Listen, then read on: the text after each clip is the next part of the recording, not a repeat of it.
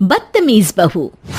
सभ्यता से भरपूर शास्त्री परिवार की इकलौती बेटी मोहिनी को बचपन में ही पढ़ाई के लिए विदेश भेज देते हैं, जहां से वो सालों बाद ग्रेजुएशन पूरी करके इंडिया वापस आती है, जो अब संस्कार, सभ्यता, संस्कृति जैसी चीजों से कोसों दूर होती है।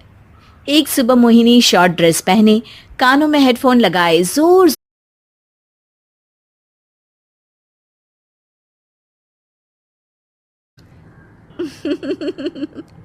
आप सोच रहे होंगे, नौ रूप तो देवी के होते हैं, फिर बहू? भाई, बहू भी तो लक्ष्मी का रूप है। तो जब बहू के पैर पड़ने से घर में समृद्धि आती है, तो और क्या क्या होता है, जरा देखिए। रामलाल और श्यामलाल दो भाई थे। दोनों बड़े ही प्यार से, साथ ही एक पति, पत्नी और नौकरानी। शीतल और अभिमन्यु की शादी को 5 साल हो चुके थे, लेकिन अभी तक उनका कोई बच्चा नहीं हुआ था।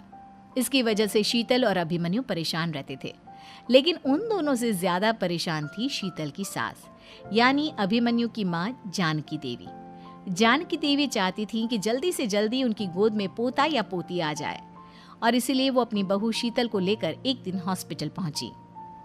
डॉक्टर मैडम,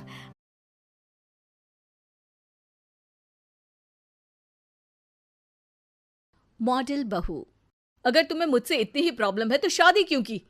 मुझे आपसे नहीं, बस उस फोटो से प्रॉब्लम है जो आपने सोशल मीडिया पर अपलोड किए।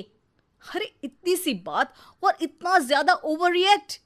ये इतनी सी नहीं, मेरी करियर की बात है।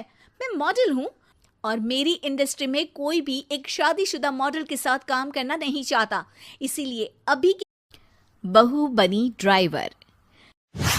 मंजित की शादी रोहन से होती है। रोहन को नशे की बुरी लत लगी होती है।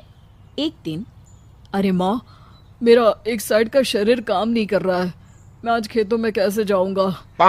अरे बेटा, ऐसा ना बोल, तेरे पापा के जाने के बाद से तू ही घर चलाने का सहारा है। मैं डॉक्टर को बुला लाती हूँ।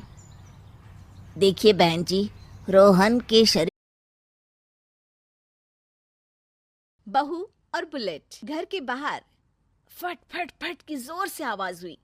सीमा को लगा कि पटाखे फूट रहे हैं। वो डर के मारे घर से बाहर निकली। देखा तो सामने योगेश यानी कि पतिदेव एक बुलेट बाइक पर बैठे हैं। अरे डर गई क्या? बाइक लेकर आया हूँ तुम्हें घुमाने के लिए। सच में? मुझे लगा पटाखे फूट रहे हैं। अरे पटाखे